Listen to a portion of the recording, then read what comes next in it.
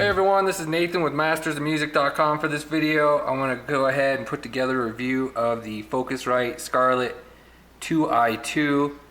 This is the second generation model. I already uploaded a comparison with this in the first gen 2i4 if you want to check that out. But for this video, I'm going to talk about the features of this 2i2 model, and I'll include some direct input samples here towards the end, and I'll show some the software that's included with this as well at the second half of this video. So let's just go ahead and start out with the look at the interface itself. It's got this aluminum body, so it's nice and durable. The second gen model here has these new indicators on the gain knobs and indicators on the monitor and headphone knobs, which makes it a little bit easier to see them. So these new models, they improve a lot on latency. They got lower latency than the first gen models, and they also fixed the issue with clipping. So I got a Schecter Blackjack right here, and it's got active Seymour Duncan blackout pickups, and so these pickups on the first gen model would cause clipping. Even if you had the dial all the way down, just barely plucking the string, it would send it into the red. So they fixed that with the second gen model, so these pickups have no problem. You can turn it up a little bit, but you can't turn them up a whole lot, maybe like 1 or 2 if there was a number on there, and before it starts getting into the red. So they definitely fixed the issue with hot pickups, so that's definitely a plus. And like I said, the latency, that's a plus too. So I usually record at 48, 64 samples, and that gives 7.7 milliseconds latency with my Windows setup, so that's pretty good. The last one was like 12.5 milliseconds to that setting, so it's pretty good improvement. You can also get it down to close to 3 milliseconds with some of the higher settings. They got some higher sample rates you can use now, so definitely an improvement for recording guitars, which I use this for. You can record guitars through an amp using a mic, or just use direct input and use software programs.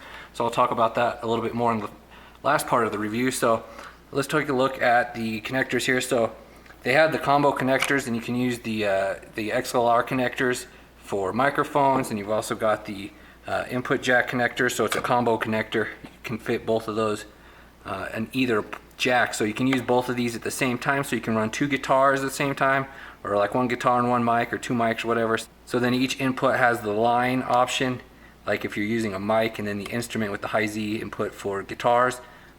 So we've also got the direct monitor switch here. I think it's basically like a 50-50 mix. You can still hear the software, but you can also hear the direct guitar through that as well to like get rid of latency. It's not really a big issue anymore, but we've also got the phantom power switch if you have a mic that needs power.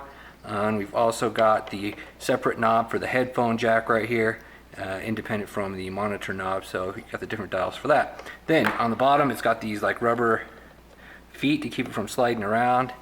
And then on the back, it's just got the connectors, the balance connectors. So like the solo unit, it has the RCA connectors, the cheaper version.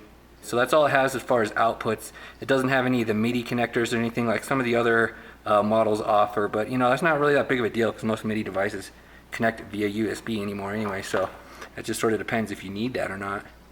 Alright, so that's a look at the hardware of the Focusrite Scarlett 2i2. I'm going to go ahead and switch over to screen capture right now, show you guys some of the software that comes with it, and I'll also embed a couple samples of direct input guitars so you can hear how it sounds as well.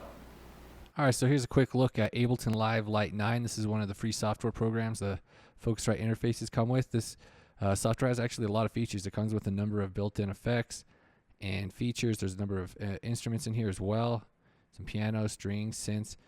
There's a bunch of drum racks here. So the Ableton Live software has a whole bunch going for it. It doesn't get enough credit in my opinion. The main limitation with this free version is it only has support for 8 tracks and 8 scenes. So that's what these are called. So this is kind of the unique thing about Ableton that makes it really easy to work with. You can just work with the session view here, just drop like a drum loop in here and then start putting guitar parts to it right away. You don't have to work with the usual timeline structure. So it's a good way just to get ideas on the page, work things out here. So let's talk about some of the free plugins it comes with. It comes with the red EQ and compressor plugins, and then the soft tube bundle for the reverb, and I don't even know what that thing is. And then we got the saturation knob. The thing's pretty cool. And then the tube delay. So these are some of the free plugins that it comes with. I don't have any of these active right now. I just wanted to show those for a moment. So I'm going to go ahead and do this comparison really quick. So the Avid Fast Track Solo is the first interface that I had. So I got a comparison with the direct input guitar right here, and I'll compare it with the 212. So the 212 sounds a bit brighter. It's probably not gonna, you're not gonna probably be able to hear the difference just on regular speakers, but if you have some good studio monitors or some good headphones, you'll probably be able to hear the difference, because in person you can really hear how the 212 has more high frequencies. It's just a clearer tone than the Avid Fast Track. So I'll just do this comparison really quick here.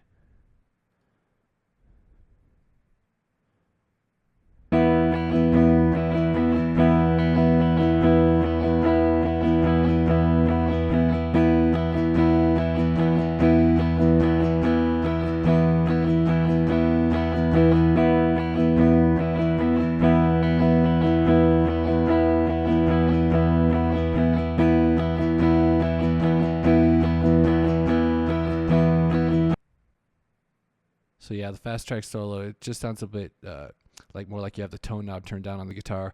I don't know how it's going to turn out through the video processing, but that's how it sounds with these two recorded files.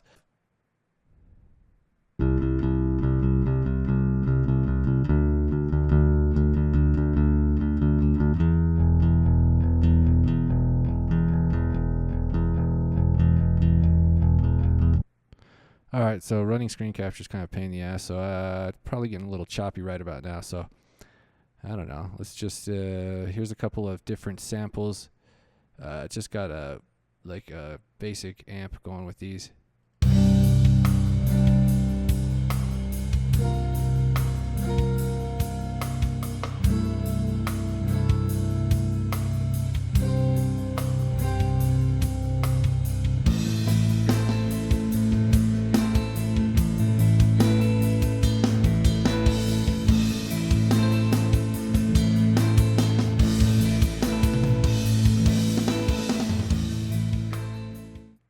Alright, so the second gen Focusrite interfaces also come with this creative pack of plugins for Pro Tools first as well. That's the free version of Pro Tools. You don't have to use the Focusrite interfaces for those, but it does come with these free plugins like this Roto speaker, this gray compressor.